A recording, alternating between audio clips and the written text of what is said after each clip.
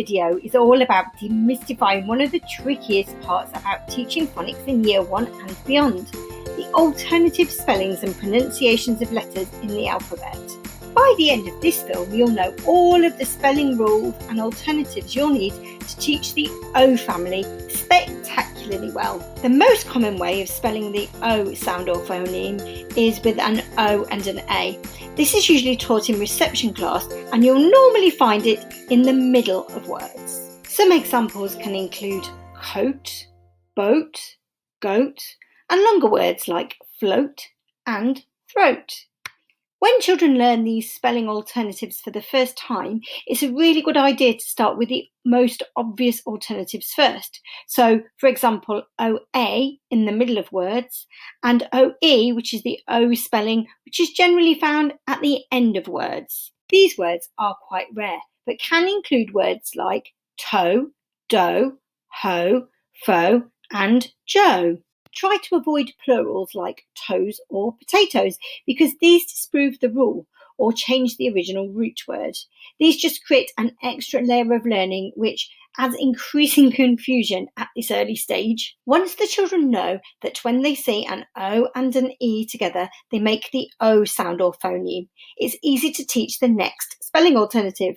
This is the split digraph O, where the O and E are split with a letter squeezed in the middle, but they still make the O sound or phoneme. Words with the O splits digraph might include bone, home, rope, hope, or longer words like stone or alone. Exception words to avoid at this stage include words like shone and gone, which disprove the rule and can be taught at a later stage. At this stage, the children also need to learn when to pronounce the letter O by its sound, O, or when to use its letter name, O. The children will need to have a basic understanding of syllables as beats in a word at this stage because O is pronounced as its letter name, O, rather than O, usually at the end of one-syllable words. Words like no, go, and so. The final, most tricky spelling alternative for the O sound or phoneme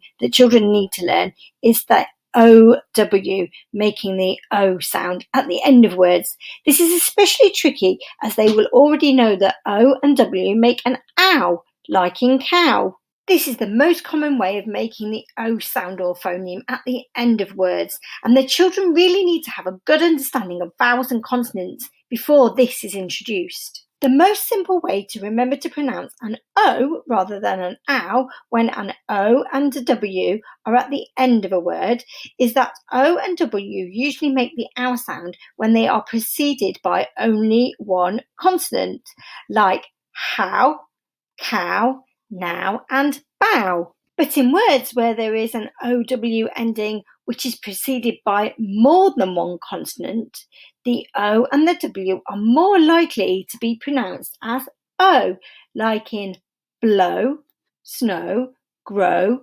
show, or glow. This rule is a lot for the children to wrap their heads around, and it takes time and repetition to understand it. So be sure to avoid exceptions like the word low, where the OW is only preceded by one consonant but still says O, or allow, where the OW makes the OW sound but is preceded by more than one consonant.